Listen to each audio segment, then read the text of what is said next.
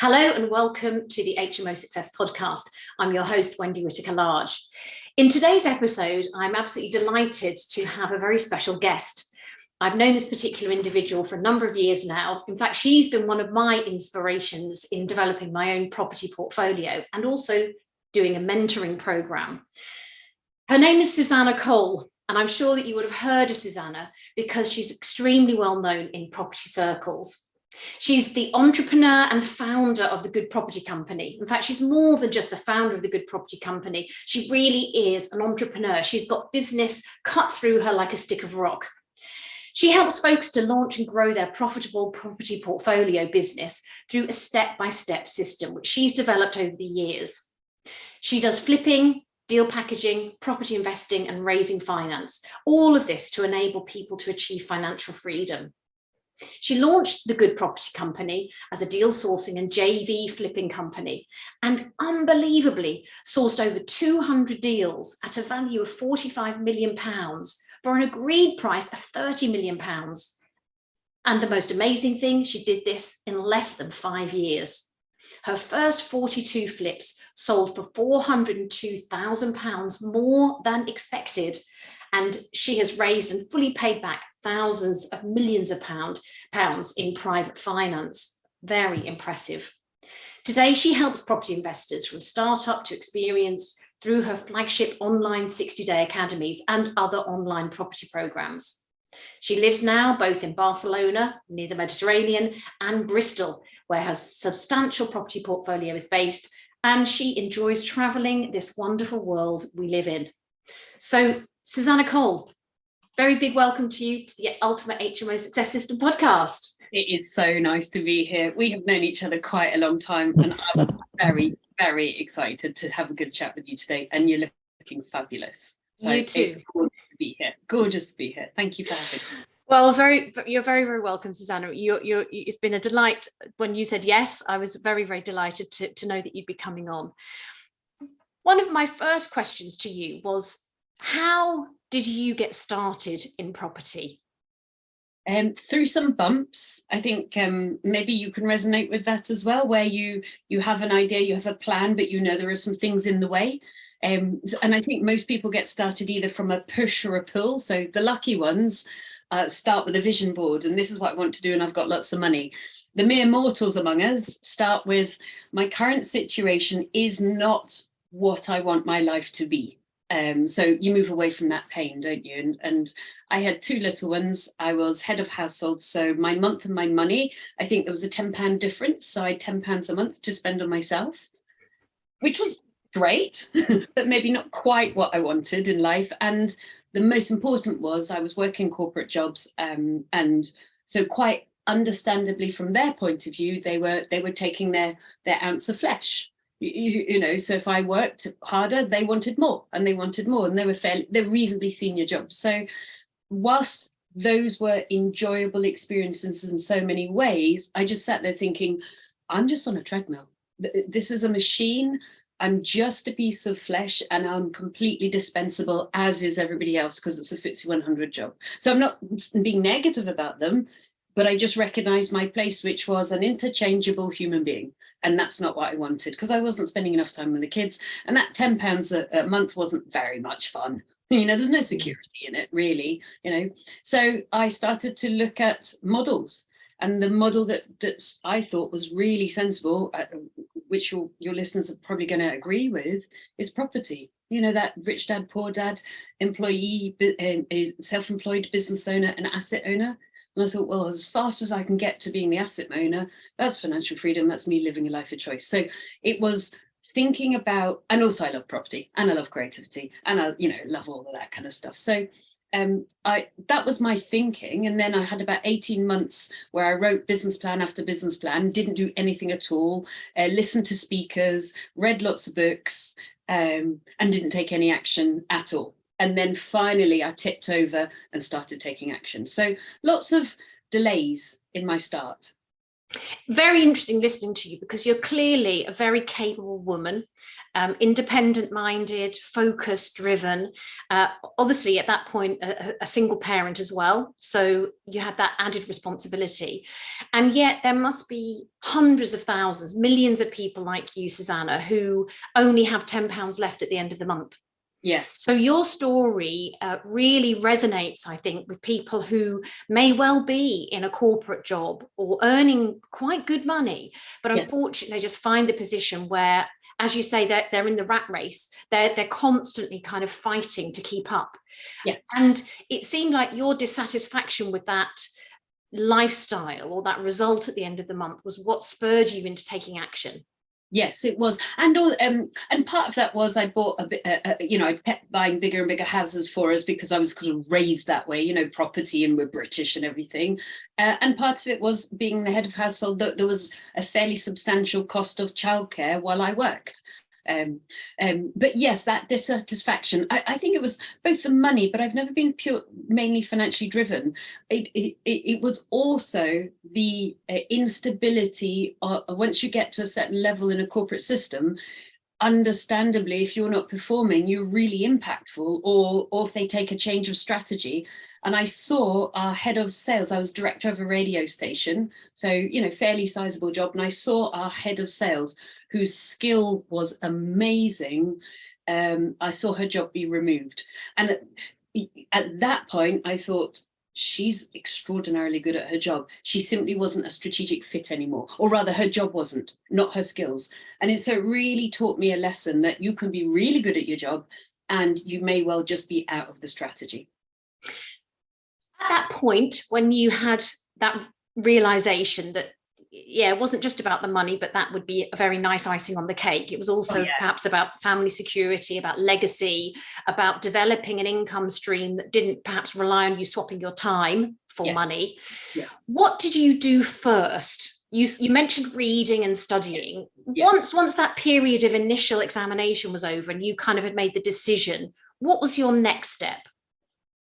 It was twofold, really. So I delayed. I don't want to underestimate that. I delayed.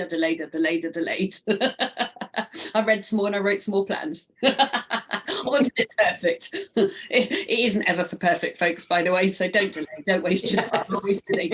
I was a complete ninny. I then did a little bit of education, and I got myself a mentor. And I just felt that kind of backup, that confidence backup, was really helpful.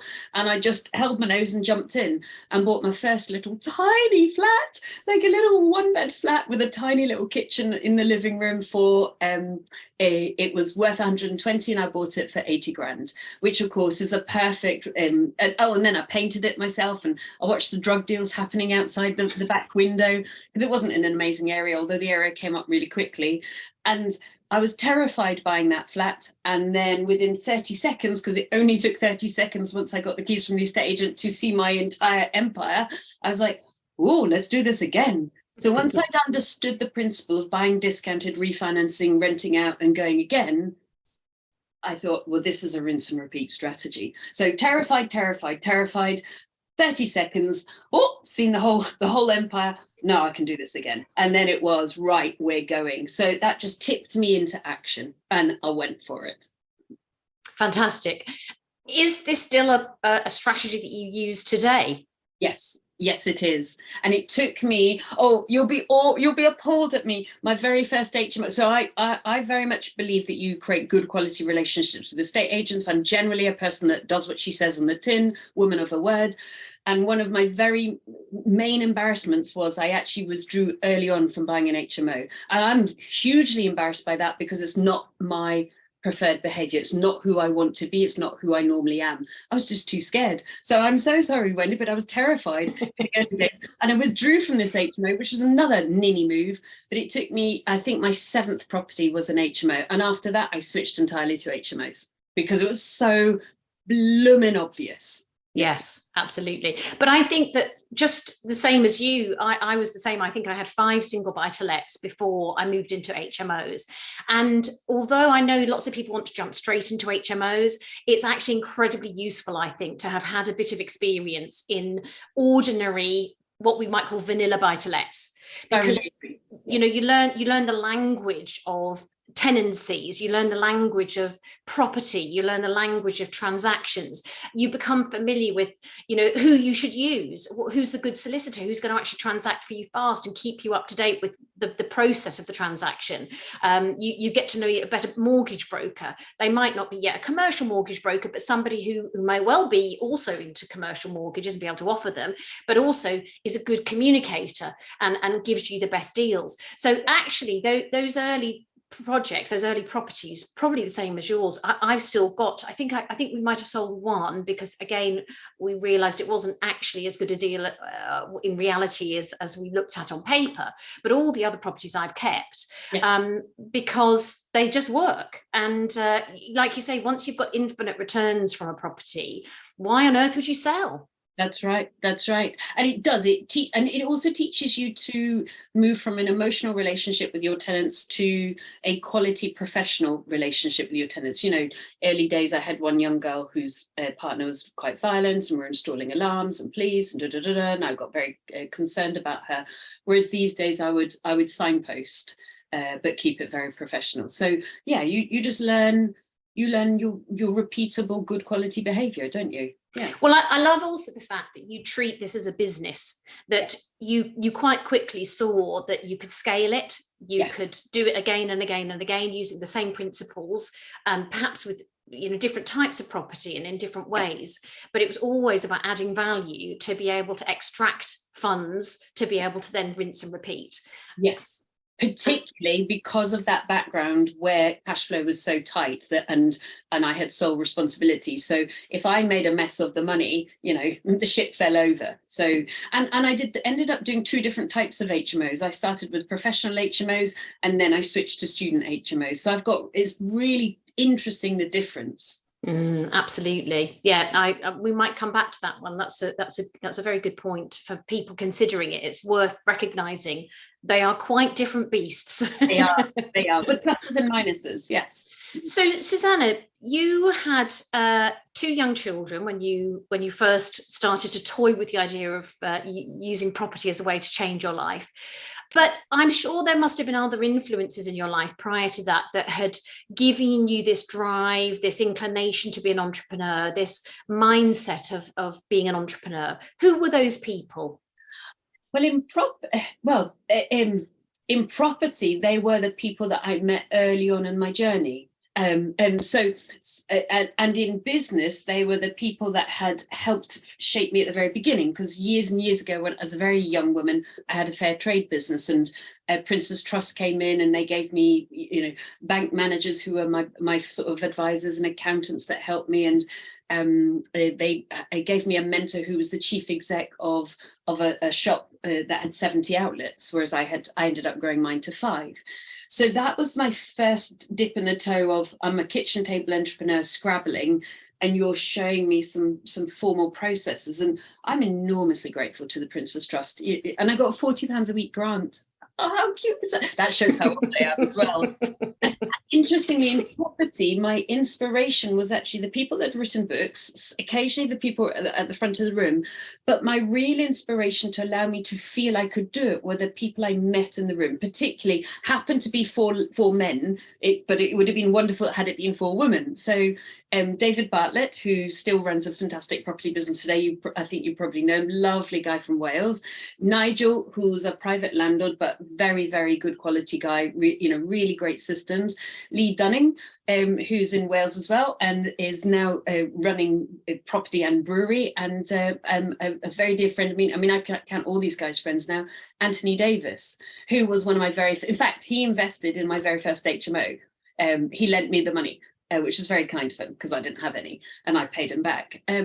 And what was really good about these guys is they were ahead of me on the ladder, but I could see where they were. So they were multiple rungs ahead of me, but they were real and it was tangible. So rather than kind of big picture inspiration, they were almost, and I don't mean small picture, but they were small picture inspiration for, wow, if a living, breathing human being can do it, then maybe so can I.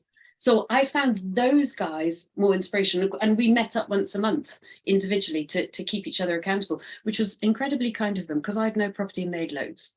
Yes, but they must have seen something in you. They must have seen the germ of a woman who was going to grow something. Or maybe they just like, oh, I can't get rid of her. Yes.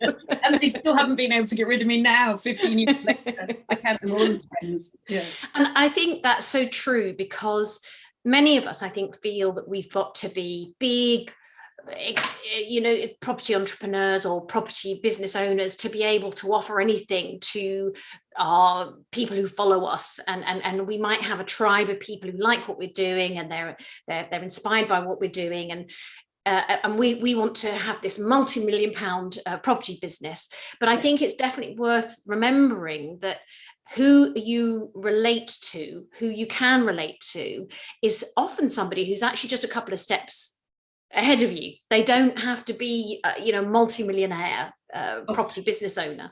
All these guys were by that point anyway, although they were all very humble, actually. And so they were a very open book about their businesses, which was incredibly kind. And then do you remember when I came on your day and you combined property and well-being? And that's a really interesting way of thinking, because I sort of, having had these four guys, it was quite a masculine way of doing things. And here we're opening up the more feminine way of doing things. And now I'm very much that way. I have a very easy life, very at ease. Everything is very smooth. So it was kind of introducing more culture in. So I loved that day that we did together as well. Yes, we had a great day, didn't we? Because I brought my yoga teacher along. Yes. She did a yoga session, didn't she, in the afternoon? Yeah.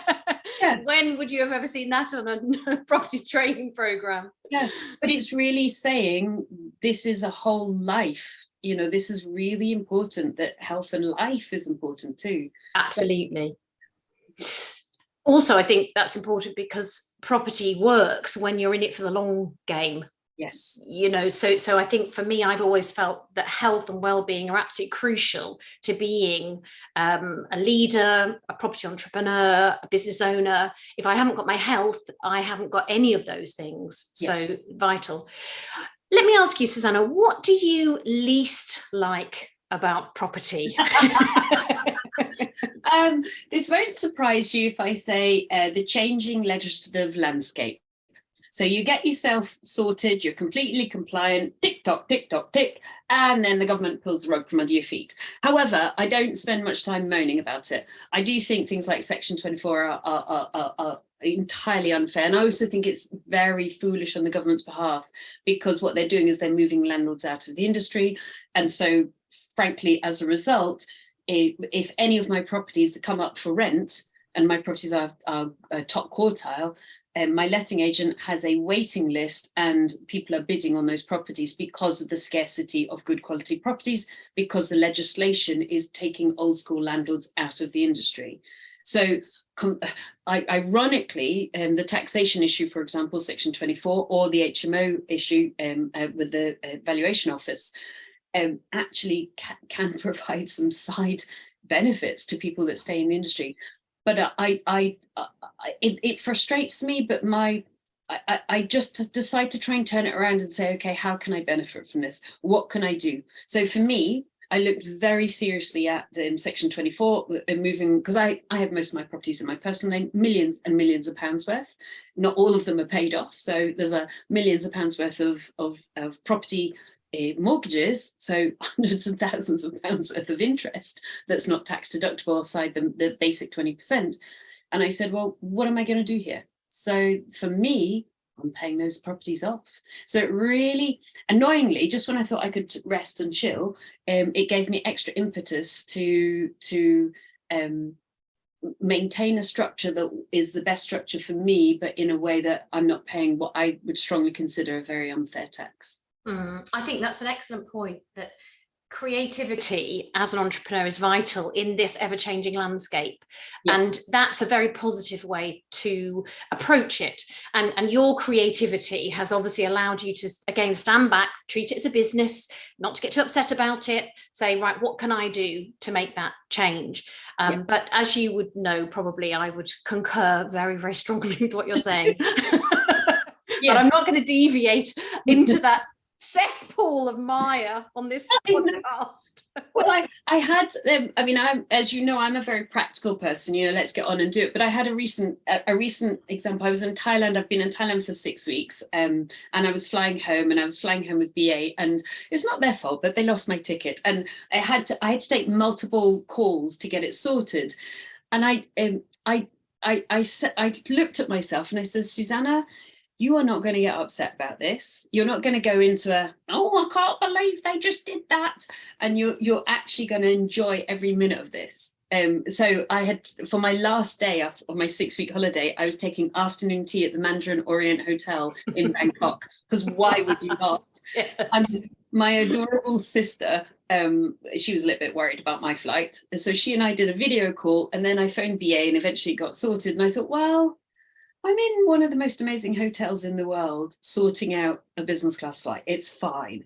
And actually what it showed me was I then had no hangover of irritation, because these things happen in businesses. It's going to happen to be, so it really showed me not to get hooked on the problem, but to go, well, what are we going to do about this? And actually, it's like drinking poison and hoping somebody else dies. You end up feeling a bit irritated. What's the point? You're wasting your energy. Yeah, that's a great way to look at it. I don't always look at it that way. Most of the time, some of the time. Let's talk about HMOs. Yes. So you got into HMOs reasonably early on because you could see the difference in cash flow. Yes. Having had a lot of experience, probably over a decade's worth of experience now in HMOs, how do you feel about HMOs now? Like this, they're fantastic. They're fantastic for so many ways. If you think about for the tenant, depends which style. I used to have professional HMOs and now I have student HMOs. So I switched the entire portfolio over. Luckily for me, just before the energy prices went up, so I don't pay any bills anymore. But when I was doing professional HMOs, it gave somebody a very smooth in, smooth out. Furniture's provided, bills are all paid for. You may or may not paying for cleaning, a ready-made community if you're coming to a city, and it was interesting to measure. My average stay time was 10 months. So it was a lot of work in moving people in and out, because then they would find their community or, settle in a 1-bed or a 2-bed flat. They'd found their place. And they were very, very profitable. I was almost always full. I mean, a 2 or a 3 day vacancy at any one point was an absolute shock. I mean, it just almost never happened. And I decided to have a lot of en suites, so kind of a nice hotel experience, and keep my properties very well maintained. I mean, as much as I could, every now and again you get something you're like, whoa, quick, but generally, repaint and all of that stuff. And then I switched the model to students, and I like this model. Now I'm in Bristol, 2 big universities, loads of colleges. So my students move in and out in June, July and August, and we get them agreed in October, November, December, January. So way 6 months ahead, or parental guarantors. If they can't provide a guarantor who owns a house, then they pay for the year up front. So they're